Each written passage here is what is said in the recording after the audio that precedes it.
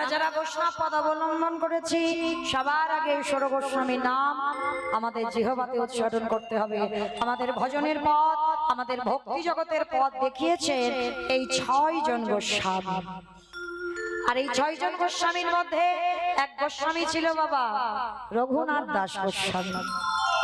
এই রঘুনাথ দাস গোস্বামী জন্ম হয়েছিল হুগলি জেলার মাটিতে। এই হুগলি জেলার মাটিতে, ওই মাটিটা যেমন মা আপনাদের নদিয়ার মাটিটা বড় ধন্যাতি ধন্য, এই মাটিতে আমার মহাপ্রভু উদয় হয়েছে, ঠিক তদ্রূপ হুগলি জেলার মাটিটাও বড় ধন্যাতি ধন্য। কেন? এই মাটিতে বাবা অনেক বড় বড় সাধক, বড় বড় ভক্তদের জন্ম হয়েছে।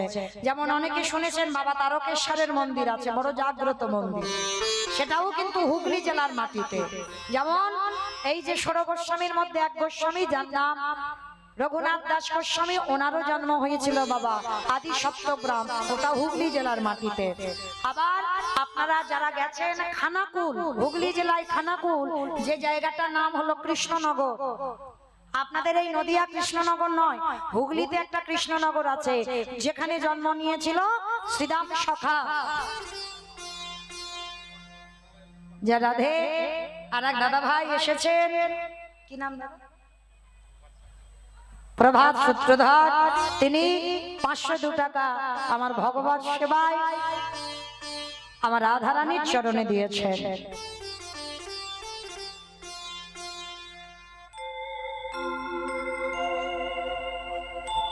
যা রাধে। আর এক ভক্তের নাম নিষিদ্ধ, বলা যাবে না, আমার এক ভাই, আমার আপনারা দেখলেন নিশ্চয়ই, হয়তো অনেকে চেনেন, কিন্তু নাম তো আমার জানা নেই, বলা বারণ। 500 টাকা আমার গোবিন্দ সেবার জন্য দিয়েছেন। প্রেম সে বলো নিতাই গৌর প্রেমানন্দে। এখনো কিন্তু আসেনি, বসে রইলাম 1000 টাকার জন্য 9টা পর্যন্ত। এইটা হলে কিন্তু আর আমি আর ভিক্ষা করব না, কেমন? কেউ অন্তত আগিয়ে আসবেন। হরি বল। তো আজকে চলেন এই হুগলি জেলার মাটিতে খানাকুলি আর একজন ভক্তের বাড়ি ছিল, যার আঙিনা হচ্ছে বাবা কৃষ্ণনগর খানাকুলি, যিনি হচ্ছেন শ্রীরাম সখা। এই শ্রীরাম সখার কলিকালের নাম হলো অভিরাম ঠাকুর। অমাইরা জানো, যেদিন আমার ব্রহ্মা গরু চুরি করেছিল, এই লীলাটা আপনারা জানেন, ব্রহ্মমোহন লীলা, মানে যখন আপনারা শোনেন লীলাটা, সেই নামাচার্য হরিদাস ঠাকুর, ব্রহ্মা গরু চুরি করেছিল বলে তো মুসলমানের ঘরে লালন পালন হতে হলো। তা এই যে ব্রহ্মা গরু চুরি করেছিল কেন? ভগবান চিনতে পারে, বলে ভগবান যে হবে সে রাখালদের কাঁধে চড়বে কেন? ভগবান যে হবে রাখালদের এঁটো খাবে কেন? ভগবান যে হবে রাখালদের গালের ভিতরে ঢুকিয়ে নিয়েছে খাবার, সে গালে থেকে বের করে কৃষ্ণ খাচ্ছে। ভগবান যে হবে এটা অসম্ভব, আমি ভগবান স্বীকার করি না, কিন্তু আমাকে প্রমাণ দিতে হবে। তার জন্য ব্রহ্মা গরু বাছুর রাখালদের চুরি করে গুহতে রেখে দিল। ভগবান মনে মনে চিন্তা করলো, ব্রহ্মা তুমি আমাকে পরীক্ষা করবার জন্য তুমি আমার গরু বাছুর বন্ধুদের কষ্ট দিয়েছো, তবে তুমি তৈরি হও খুব তাড়াতাড়ি, দেখো তোমার মজা আমি দেখাচ্ছি। ভগবান কি করেছে? নিজের দেহ থেকে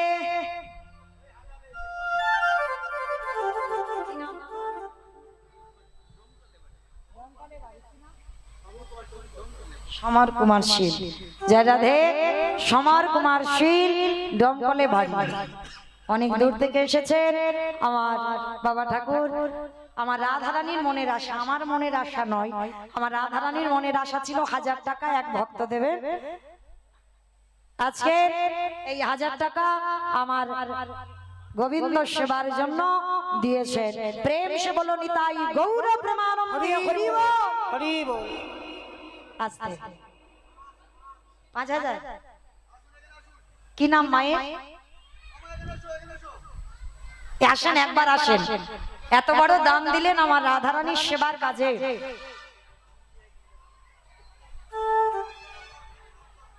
মুকুল তরফদার, জয় রাধে।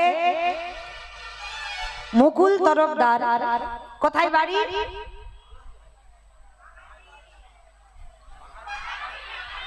বাগানছি বেশ। যাই হোক, মুকুল তরফদার তিনি আজকের আমার এই গোবিন্দ সেবার জন্য, রাধারানীর মনের আশা পূরণ করবার জন্য 5000 টাকা আমার গোবিন্দ সেবার জন্য দিয়েছে। প্রেম সে বলো নিতাই গৌর প্রেমানন্দে হরি বল। আমার হৃদয়ে যতটুকু প্রেম ভক্তি আছে আমার রাধারানীর কাছে প্রার্থনা করব, আমার রাধারানী যেন ভক্তের সকল মনের আশা পূর্ণ করে দেন। নিতাই গৌর প্রেমানন্দে হরি বল। দেখেছেন 1000 টাকা বাসনা করলো আমার রাধারানী, তার জন্য আমার ভক্ত 5000 টাকা আমার গোবিন্দ সেবায় দিয়েছে। এই হলো ভক্ত। তো যদি কেউ কেউ আগে আসেন আমার গোবিন্দ সেবার কাজে, অবশ্যই করে এ দান বৃথা যাবে না। কোনোদিন এ দান দিতে গেলে নমিনও লাগে না, ভগবান শেষের দিনে তোমার কাছে শক্তি হয়ে দাঁড়াবে। যদি কেউ পারেন অবশ্যই করে আমার কাছে আসবেন, আপনাদের দান আমি সাদরে গ্রহণ করব। নিতাই গৌর প্রেমানন্দে হরি বল। তা ভগবান মনে মনে চিন্তা করলো যে আজকের ব্রহ্মা তুমি আমাকে পরীক্ষা করতে গিয়ে আমার রাখালদের কষ্ট দিয়েছো, আমার ধেনুর পাল কষ্ট দিয়েছো। তার জন্য কি করেছে ভগবান নিজে গরু হয়েছে, নিজে বন্ধু হয়েছে, মানে নিজের দেহ থেকে সব সৃষ্টি করেছে। আচ্ছা মায়েরা, এইটা কেন ভগবান করলো? এটারও তত্ত্ব আছে। ভগবান গরু হলো, ভগবান শ্রীদাম সুদাম দাম বসুদাম হলো কেন? যেদিন জন্মাষ্টমীর সময় যশোদা কৃষ্ণকে কোলে নিয়ে কত আদর ভালোবাসা দিচ্ছে, বৃন্দাবনের ব্রজ গোপীগণ ব্রজ মারা তারা কেঁদেছিল, গোপাল আমরা কি কোনোদিন তোকে পুত্ররূপে কোলে করতে পারবো না? আমরা কি কোনোদিন তোকে কোলে নিতে মাতৃ স্নেহে একবার কোলে পাবো না? সেদিন ভগবান মার যশোদার কোলে বলেছিল তথাস্তু, আমি কথা দিলাম কোনো না কোনো দিন আমি তোমাদের ছেলে হয়ে তোমার কোলে বসে আদর ভালোবাসা পাবো। আর যেদিন ব্রহ্মা গরু বাছুর রাখালদের চুরি করলো, সেই দিন আমার ভগবানের মনে পড়ে গেল সেই ব্রজ মাদের কথা। আর যেই ব্রজ মাদের কথা মনে পড়লো, ভগবান শ্রীদাম সুদাম দাম বসুদাম শ্যামলী ধবলী কালী কমলী মঙ্গলী হয়ে যে যার ঘরে গেল। পরের দিন সকালবেলা কৃষ্ণ সবাইকে ডাকলো, কিন্তু একজনকে ডাকেনি, তিনি হলেন শ্রীদাম সখা। আর সবার যখন চলে আসা হয়ে গেল মায়েরা, পরবর্তীতে বৃন্দাবন শেষ হয়ে দাপর শেষ হয়ে কলিযুগ এসে গেল। আর শ্রীদাম সখার অভিমান হলো, কানাই তুই আমাকে ডাকলি না? যা রাধে নীলিমা পাল 501 টাকা আমার রাধারানীর সেবার কাজে দিয়েছে। নীলিমার মনের আশা যেন আমার রাধারানী পূরণ করে দেন। নিতাই গৌর প্রেমানন্দে হরি বল হরি বল হরি। একটু পরে বলো কেমন? বেশ, তবু আমায় বলো কেমন, যখন আরো তো শুরু হবে। তো যাই হোক, এইবার শ্রীদাম সখা যেই না এসে দাঁড়িয়েছে কোথায়, মনে মনে চিন্তা করলো, কানাই তুই যদি না আমায় ডাকিস আমি আজকে থেকে প্রতিজ্ঞা করলাম এই গুহ থেকে বেরোবো না। যে জায়গাটা আপনারা যাবেন গিরি গোবর্ধনের নিচে আছে বাবা, যে জায়গাটার নাম হচ্ছে ধোকা গুহা। এই যে কানাই ধোকা দিল, কলিযুগে আনলো না, সবাইকে টেনে এনেছে, কিন্তু শ্রীদাম দাদাকে আনেনি। আর আপনারা জানেন এই যে আপনাদের প্রত্যেকের কপালে এই যে তিলক সেবা, প্রত্যেকের কপালে চন্দন, এগুলো প্রত্যেকটা হরিবাসরের নিয়ম। কেন নিয়ম? এইটা মহাপ্রভু শ্রীবাস অঙ্গনে করেছিল। দাদা নিতাইকে বলেছিল, দাদা সবার কপালে চন্দন দিয়ে দেখে নাও সবাই বৃন্দাবন থেকে এসেছে তো। চন্দন দিয়ে দেখলো সবাই এসেছে, কিন্তু শ্রীদাম দাদা আসেনি। আজকের আমার নিতাই দাদা এসে ডাক দিল, ভাই সবাই এসেছে কিন্তু শ্রীদাম দাদা আসেনি। বলে দাদা তুমি এক্ষুনি যাও, গিয়ে আমার সেই ধোকা গুহাতে পড়ে আছে আমার শ্রীদাম সখা, যাও নিয়ে এসো। সেই গিরি গোবর্ধনের গুহর নিচে গেল, আর গিয়ে বাবা দেখে না সেইখানে বসে কানাই কানাই বলে কাঁদছে। সামনে একটা বড় পাথরে চাপা দেওয়া আছে, পাথরটা সরিয়ে দিল আর সরিয়ে দেখলো বাবা ইহা বড় লম্বা একটা লোক বসে আছে। কেন লম্বা? সত্য যুগের মানুষ 21 হাত, ত্রেতা যুগের মানুষ 14 হাত, দাপর যুগের মানুষ 7 হাত, কলি যুগের মানুষ যে যার হাতের 3.5 হাত। তাহলে মহাপ্রভু নিজের হাতে 3.5 হাত, আর শ্রীদাম সখা তো আসেনি কলি যুগে, তিনি তো এখনো সেই দাপর যুগের শ্রীদাম, 7 হাত লম্বা। আর যেই না বেরিয়েছে নিতাই চাঁদ যেন বাবা শ্রীদাম সখার কাছে বেটে হয়ে আছে। শ্রীদাম সখা দেখে বলছে হ্যাঁ গো তুমি কে? বলে আমি নিতাই। নিতাই সেটা আর কে? বলে আরে শ্রীদাম আমায় চিনতে পারিসনি? আমি তো এই ব্রজের বলাই দাদা। তা তুমি যদি আমার বলাই দাদা হও তাহলে আমার কানাই কই? বলে কানাই কোথায় জানিস? এসেছে ব্রজের বাবা, কালো শাখা দেখবি আমাদের সোনার নদী। উলুধ্বনি এসেছে ব্রজের বাবা, এসেছে ব্রজের বাবা, কালো শাখা দেখবি আমাদের সোনার নদী। এসেছে ব্রজের বাবা, কালো শাখা দেখবি আমাদের সোনার নদী। ওতারে কালো বরণ নাই, ওই কালো বরণ নাই, ওতার কালো বরণ নাই, ওই কালো বরণ নাই।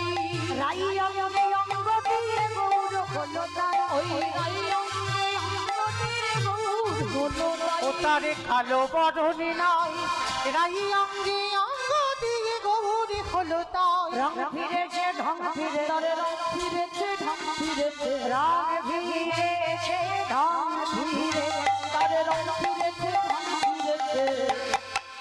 তারে এখন চেনা আমাদের সোনার নদিয়া এসেছে ব্রজের বাবা, এসেছে ব্রজের বাবা, কালো শাখা দেখবিয়া আমাদের সোনার নদিয়া। আরে এসেছে ব্রজের বাঁকা, এসেছে ব্রজের বাঁকা, কালো শাখা দেখবি আমাদের সোনার নদী। এইবার শ্রীদাম সখা 7 হাত আর আমার নিতাই চাঁদ 3.5 হাত। এইবার কি করেছে আমার নিতাই চাঁদের কাঁধে উঠেছে শ্রীদাম সখা, আর যেই না উঠেছে বাবা এমন একটা চাপিয়েছে একেবারে শ্রীদাম সখা 7 হাত থেকে 3.5 হাত। শ্রীবার সঙ্গনে এলো, আর শ্রীবার সঙ্গনে এসে মহাপ্রভু বললেন শ্রীদাম তোমাকে দ্বিতীয়বারে জন্ম নিতে হবে। এইভাবে তো কোনো মানুষ হঠাৎ চলে আসে না একটা যুগ থেকে একটা যুগে, তোমাকে নতুন করে আবার আসতে হবে। কোথায়? প্রভু আমি জন্ম নেব, শোনো তুমি যাবে হুগলি জেলায় খানাকুল কৃষ্ণনগর গ্রাম, আর ওইখানে তোমার নাম নতুন করে হবে অভিরাম ঠাকুর। সেই অভিরাম ঠাকুরের শ্রীপাদ, অভিরাম ঠাকুরের পূজিত সেবিত বিগ্রহ আজও ওইখানে আছে বাবা। আপনারা যদি কোনোদিন যাই দেখবেন। তো ঠিক ওই হুগলি জেলাতে আর এক ভক্ত জন্ম, যার কথা আজকে আমরা বলবো। আদি সত্য গ্রামে জন্ম নিল দাসের ঘুনা। আদি সত্য গ্রামে জন্ম নিল দাসের খুনা। আদি সত্য গ্রামে জন্ম নিল দাসের ঘুনা। সত্য গ্রামে জন্ম নিল দাসের খুনা। আজ এই উলুধ্বনি হরিধ্বনি করিলা ভুবন। উলুধ্বনি হরিধ্বনি করিলা ভুবন। উলুধ্বনি হরিধ্বনি করিলা ওই উলুধ্বনি হরিধ্বনি করিলা ভুবন। জয় রাহু জয় রাহু, জয় রাহু জয় রাহু, ভক্তির নামে তোমরা জয় রাহু জয় রাহু। ভক্তির নামে তোমরা জয় রাহু জয় রাহু। উলুধ্বনি হরির ধ্বনি ভরিল ভুবন। ওই উলুধ্বনি হরিধ্বনি করিলা ভুবন। আদি সত্য গ্রামে বাবার নাম ছিল বাবা গোবর্ধন দাস। আর জ্যাঠামশাইয়ের নাম ছিল হিরণ্য দাস। ভালো করে শুনবেন মায়েরা লীলাটা। এই জ্যাঠামশাই সংসার করেনি, কিন্তু ওদের পরিবারে একটাই ছেলে ছিল, রঘুনাথ দাস। হিরণ্য দাসের ঔরসে জন্ম নিয়েছিল, কিন্তু জ্যাঠামশাই মনে করত যেন তার নিজেরই সন্তান। যেমন রাম লক্ষ্মণ ভরত শত্রুঘ্ন, এরা যেমন 4 ভাইয়ের মিল ছিল। আর এই হিরণ্য দাসের নাম বললে গোবর্ধন দাসের নাম আসবে, আর গোবর্ধন দাসের নাম বললে হিরণ্য দাসের নাম আসবে। এদের বংশে বাবা অনেক সাধ্য সাধনা করে এই রঘুনাথকে পেয়েছিল। কোথায় মানত করে পেয়েছে জানো মায়েরা? আপনারা অনেকে আছেন, পরপর যদি আমাদের কন্যা সন্তান হয়, আমরা কিন্তু একটা পুত্রের জন্য কাঁদি। কাঁদি না মা? কেন কাঁদি? একটা ছেলের জন্য কেন কাঁদি? ছেলে বৌমার কাছে ভাত পাবো বলে, তাই তো? না, ছেলে বৌমার কাছে ভাত পাবো নয়, 2 দিন পরে তোমার রেঁধে খাওয়াতে হবে। তাহলে কিসের জন্য ছেলে? ছেলে মুখে আগুন দেবে তার জন্য না। তাহলে কি ছেলে পিন্ডি দেবে ওর জন্য না।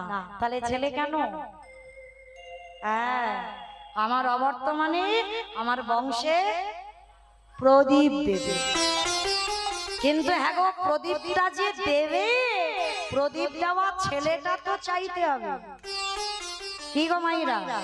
সে যদি স্বাচ্ছন্দ্যে কিছু না বুঝলো, ভগবান সম্পর্কে যদি জ্ঞান চৈতন্য না রইল, সে ছেলেটা তোমার অবর্তমানে ভগবানের সেবা করবে কি করে? তাহলে মনে রাখতে হবে, যদি কেউ সন্তানের জন্য মানত করতে চান, আমার কথাটা মনে রাখবেন, কোথাও যেতে হবে না, চলে যাবে একটা জায়গায়, যেটা হলো উত্তরপ্রদেশ, রাধা কুণ্ডের তীর। রাধা কুণ্ডে স্নান করবেন অবশ্যই। কেন? আমরা মনুষ্য কুলে জন্ম নিয়ে বাবা, আমরা তো পারি না প্রত্যেকটা তীর্থে তীর্থে স্নান করতে, কিন্তু পারি আমরা, কিন্তু একটা তীর্থে স্নান করলে সব তীর্থে স্নান হয়ে যাবে, যেটা হলো রাধা কুণ্ডের তীর। এই রাধা কুণ্ড আর শ্যামকুণ্ড, এখানে যদি একবার স্নান করতে পারো, তাহলে আর কোন তীর্থে যদি তুমি নাও যাও তাতে অসুবিধা নেই। এই রাধা কুণ্ডে স্নান করে একবার আমার আঁচলটা রাধারানীর কাছে পাতবেন, পেতে আমার রাধারানীর কাছে ভিক্ষা করবেন, রাধে একবার কৃপা করে করুণা করে আমার সংসারে একটা কৃষ্ণ ভক্ত সন্তান দাও। যে কৃষ্ণ ভক্ত সন্তান পেলে আমি যেন সন্ধ্যাবেলায় তাকে নিয়ে একটু আরতি কীর্তন করতে পারি। এই রঘুনাথ দাসকে বাবা জ্যাঠা মানত করে পেয়েছিল রাধা কুণ্ডের তীরে। এই রাধা কুণ্ডের তীরে ছেলেটাকে মানত করে পেল, কিন্তু মায়েরা রাধারানীর আশীর্বাদী সন্তান। কি গো মায়েরা, রাধারানীর আশীর্বাদী সন্তান, সে সন্তান কি কোনোদিন খারাপ হয়? ভগবানের কাছে যদি কোনো মা চায় আমার কৃষ্ণ বলা পাখি দাও, সে সন্তান কোনোদিন অসৎ পথে যেতে পারে না। এই রঘুনাথের বাবাদের মাস গেলে বাবা 12 লক্ষ শুধু স্বর্ণ মুদ্রা আয় হতো। 12 লক্ষ স্বর্ণ মুদ্রা, আর 8 লক্ষ টাকা বাবা শুধু নবাবকে কর দিত। তখনকার দিনে হোসেন শাহের আমল ছিল, আর সেই হোসেন শাহের আমলে বাবা রঘুনাথ দাসের জন্ম। কিন্তু এই রঘুনাথ দাস জন্ম থেকেই বাবা, মানে যেদিন থেকে জন্ম নিয়েছে সেদিন থেকে ছোটবেলা থেকে ছেলেটার একটু বৈরাগ্য ভাব। আমাইরা বৈরাগ্য মানে বইও সংসার ধর্ম ত্যাগ করে চলে যাওয়া মানে বৈরাগ্য নয়।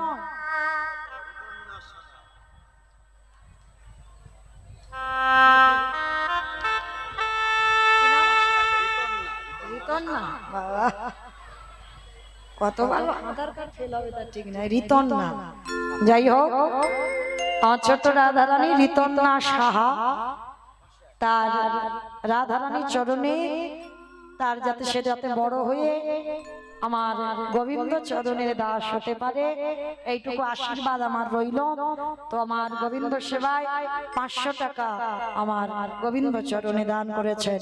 প্রেম সে বলো নিতাই গৌর প্রেমানন্দে হরি বল। হরি বল, হরি বল।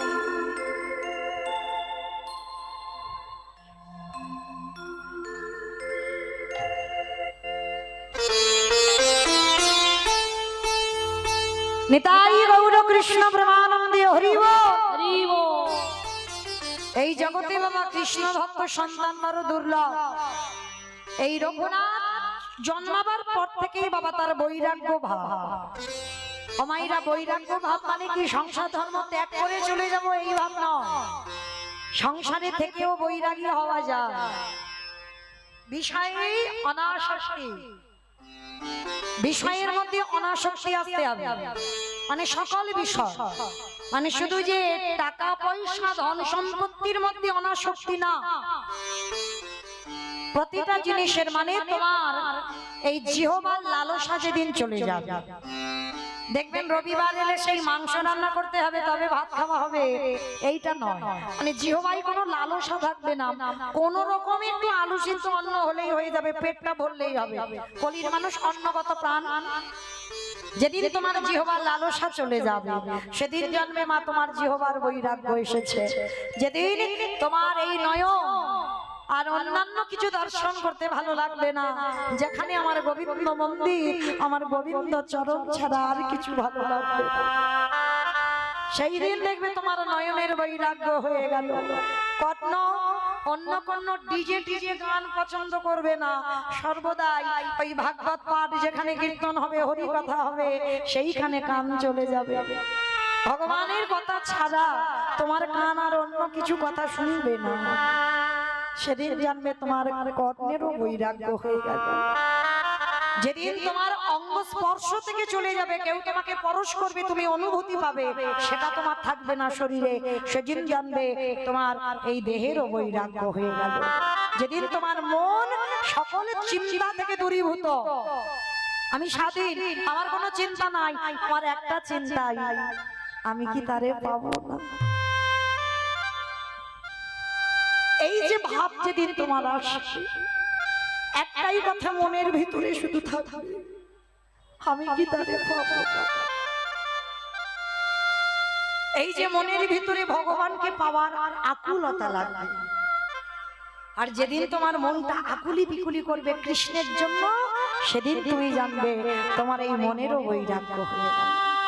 সংসারে থেকে বৈরাগী হওয়া যায়। তোমার দেহটা সংসারে রেখে দাও, তোমার মনটা গোবিন্দ সেবায় লাগিয়ে দাও, তাহলে জানবে তুমি বৈরাগ্য।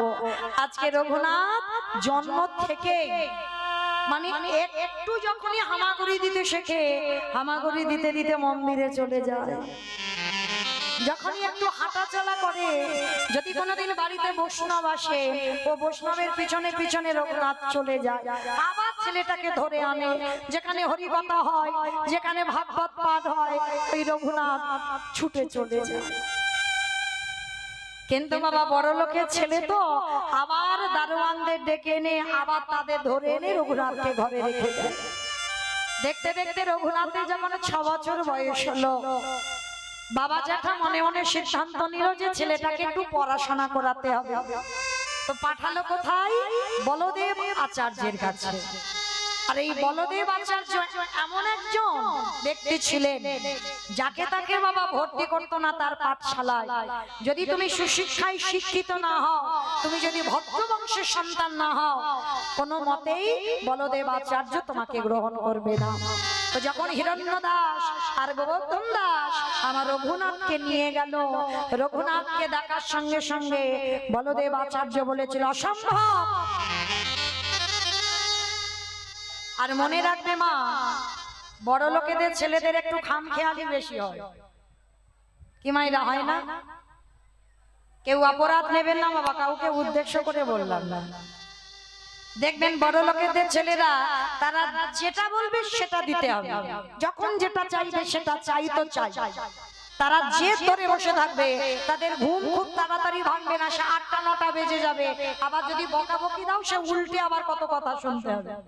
তো বড় লোকের ছেলে তো আদরে যেটা হয়, তা রঘুনাথ বড় লোকের ছেলে বলদেব আচার্য বললেন অসম্ভব, ও বড় লোকের ছেলে, ও জমিদারের ছেলে, ওকে কিছুতেই আমি মানুষ করতে পারবো না।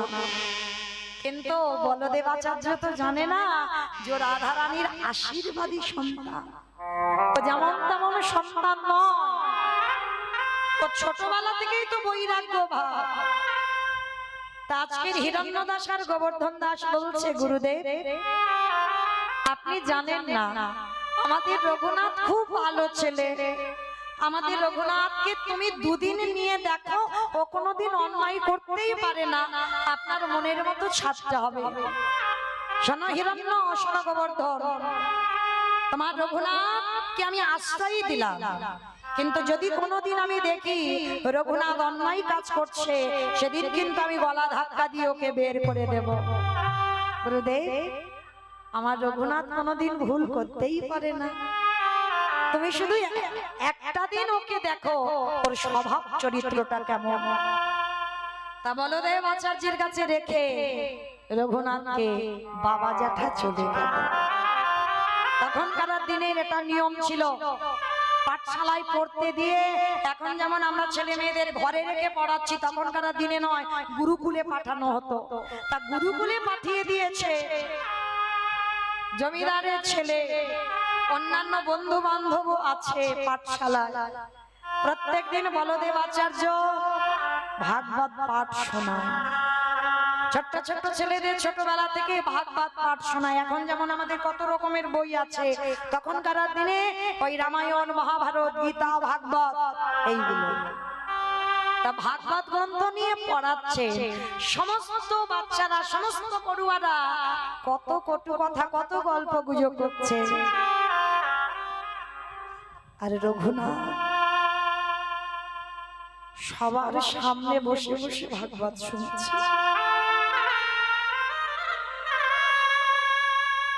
আমায়রা আপনারাও মা, আমিও একটা মা, পারলাম না গো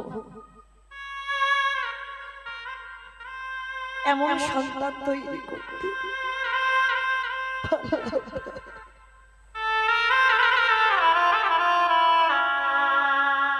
রঘুনাথ সবার সামনে বসে আছে, গুরুদেব ভাগবত পড়ছে, ছাবা ছেড়ে রঘুনাথ অঝর নয়নে কাঁদছে। অন্যান্য পড়ুয়ারা কত কটু কথা, কত গল্প করছে, কিন্তু রঘুনাথের কোনো খেয়াল নেই, কোনো ওদিকে কান নেই। ভাগবতের দিকে কান, গুরুদেব পাঠ করছে আর শিষ্য সামনে বসে বসে শুনছে। তা ভাগবত শেষ হয়ে গেছে বাবা, সবাই চলে গেছে, রঘুনাথ একাকী বসে আছে।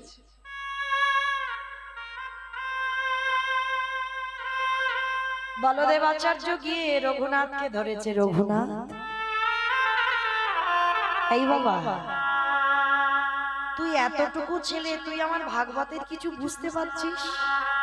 তুই ওই রকম আকুল প্রাণে যে কাঁদছিস, কি বুঝিছিস তুই? গুরুদেব আমি কিচ্ছু বুঝিনি।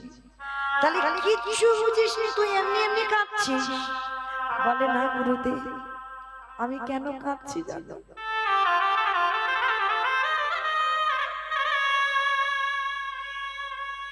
আমার শুধু মনে একটাই আশা,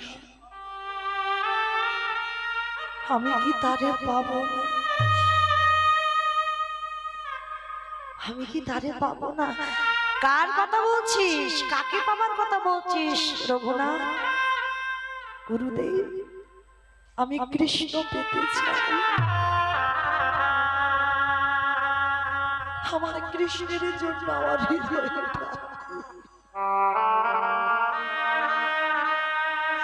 বলো না গুরুদেব, আমি কি কোনোদিন কৃষ্ণ পাবো না? ও গো গুরুদেব,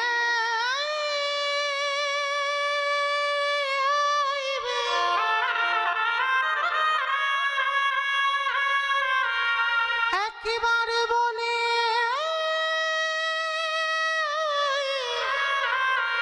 বলে দাও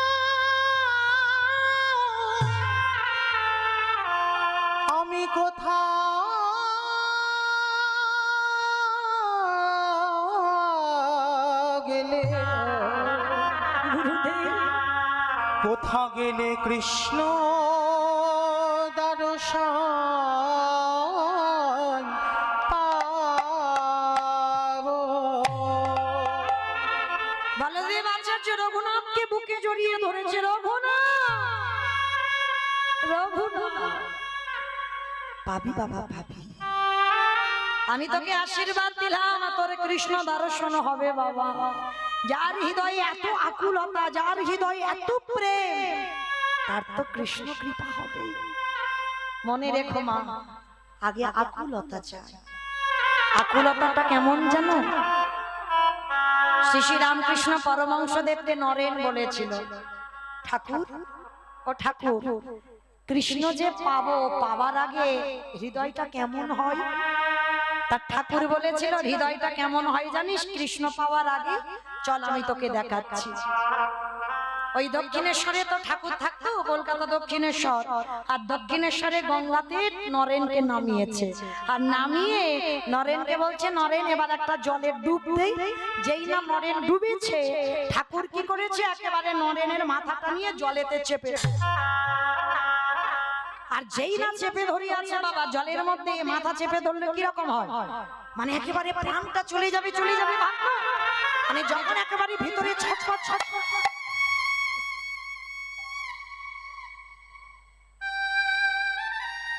ভিতরে যখন ছটফট ছটফট করছে, একেবারে ঠাকুর হাতটা ছেড়ে দিয়েছে, নরেন একেবারে উঠে দাঁড়িয়েছে। আর যেই না নরেন উঠে দাঁড়িয়েছে, সঙ্গে সঙ্গে আমার একেবারে ঠাকুরকে দেখে বললেন, এই জন্য তোমাকে বলে পাগল। বলে কেন আমাকে পাগল বলছিস কেন? বলে পাগল বলবো না, ওই জন্য তো তোমাকে সবাই বলে পাগল। পাগল যদি না হবে, এইরকম জলের তলায় আমার মাথাটা চুবিয়ে রেখেছিলে, আর একটু হলে তো আমি মরে যেতাম। এই জলের তলায় যখন তোর মাথাটা ধরে চেপেছিলাম, তোর কিরকম হচ্ছিল বলতো? সময়রা রাগ ধরবে না? তা নরেন বলছে কিরকম হচ্ছিল জানো? ভিতরটা যেন আকু পাকু করছিল, আকু পাকু, এই যেন বেরিয়ে যায়। শোন, ঠাকুর তো উদাহরণ ছাড়া কিছু কথা বলে না। ঠাকুর বলছে, শোন, আমার কাছে জানতে চাইলে না যে ভগবান পাবার আগে হৃদয়টাই কেমন হয়?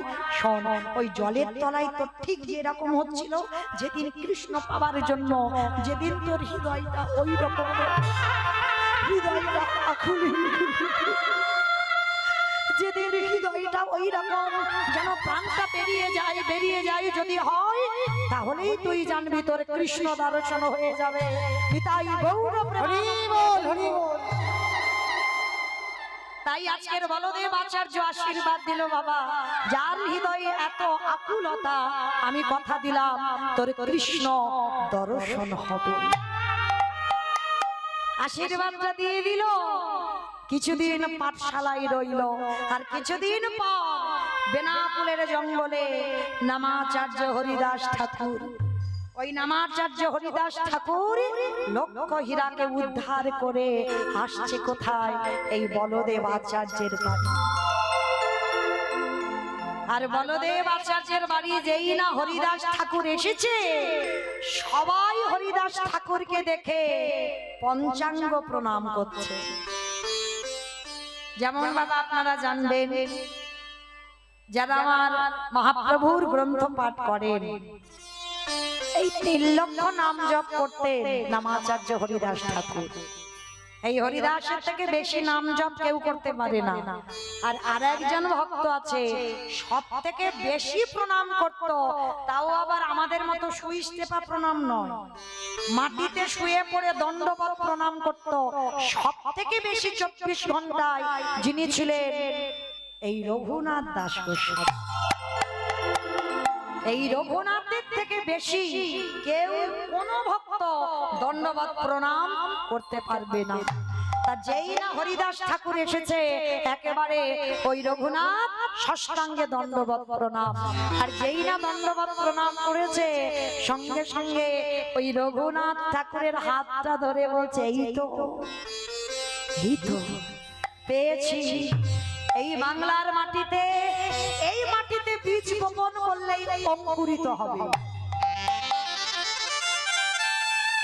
অমাইরা ভক্ত চিনবে কি করে গো? ভক্ত চিনবে কি করে? গলায় এই যে আমার তুলসীর মালা দেখলে মনে করবেন আমি ভক্ত। দাদার সঙ্গে তিলক সেবা করা দেখলে মনে করবে ভক্ত। প্রসাদ ভুজি মনে করলেই ভক্ত। তাহলে ভক্ত বুঝবে কি করে? ভক্তের নয়নের দিকে তাকাতে হবে। আর ভক্তের নয়নের দিকে তাকালে যদি বুঝতে পেরে যাও কৃষ্ণ নামে যার নয়নে বাড়ি ছোট, যার নয়নটা দেখলে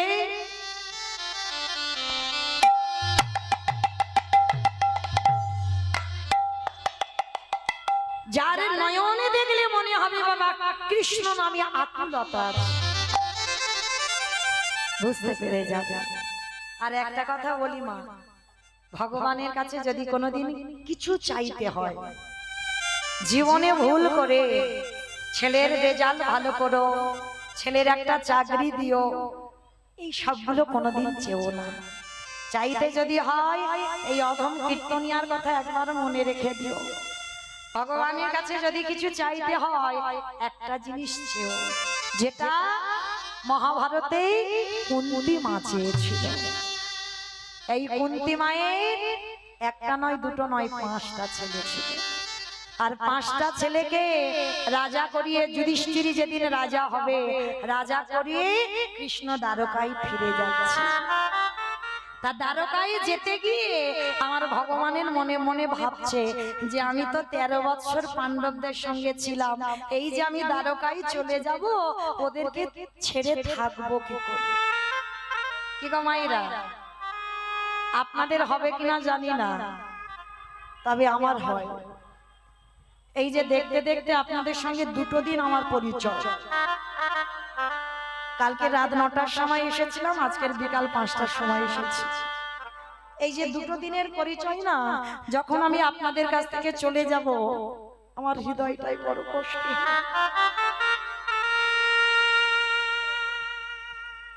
কারণ আর কালকে যদি আপনাদের মতো ভক্ত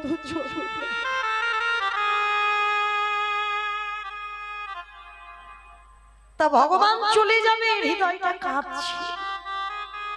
ভগবান চেপে ধরে বলছে কাঁদিস না। কাঁদবি কেন? যুধিষ্ঠির রাজা করতে চেয়েছিলিস, রাজা হয়েছে, তা আবার কান্নার কি আছে? চল, যাবার সময় একবার দেখা করে চলে চল। তা ভগবান এসে দেখছে বাবা যুধিষ্ঠির রাজা হবে, চারিদিকে আলো জ্বলছে, চারিদিকে ফুল দিয়ে সাজানো, কত বাদ্যি বাজনা, কত আনন্দ হই হুল্লোড় করছে পাণ্ডবরা।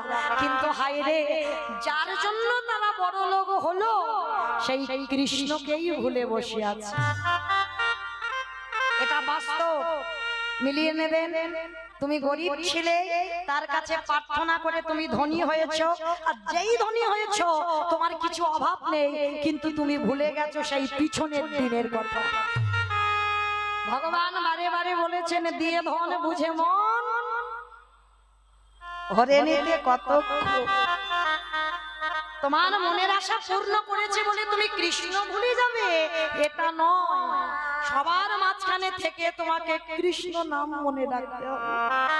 আজকের আস্তে আস্তে আস্তে কথা নয়, যেই না ভগবান মনটাকে চেপে ধরে চলে যাচ্ছে, ওরা তো আনন্দে আছে, আমি কেন কষ্ট পাবো? আর যেতে গিয়ে দেখছে মা আড়ালে একজন জনম দুঃখী মা বসে আছে।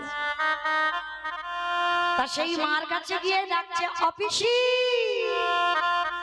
পিসি। কে? আমি কৃষ্ণ। অপিসি, তুমি এইরকম আড়ালে বসে বসে কাঁদছো কেন? কি হয়েছে তোমার? অটে কৃষ্ণ রে একেবারে চেয়ে দে,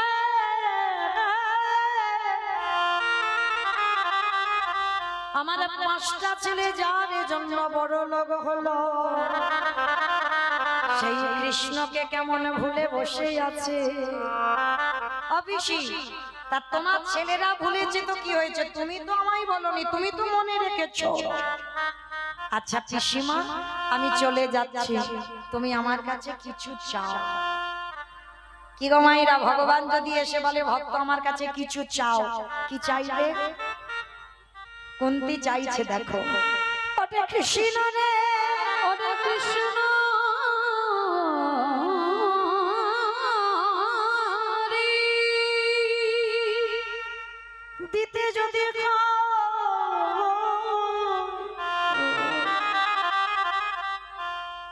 তোর কাছে আমি ধনে চাই না, যশে চাই না, টাকা চাই না, বাড়ি চাই না। কৃষ্ণ রে, দিতে যদি হয় আমার আঁচলে তুই দে। এই জগতে যত দুঃখ, যত কষ্ট, যত অভাবী, যত ব্যথা বেদনা, হরে কৃষ্ণ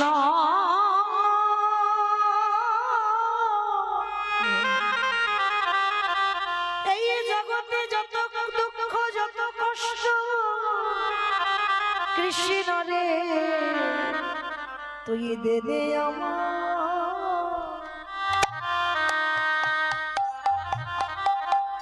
আমায় ফিরাই দে,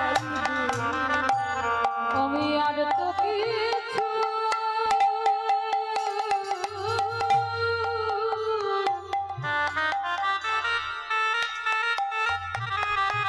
আমি আর তো কিছু চাই না কৃষ্ণ বলে দে দে আমার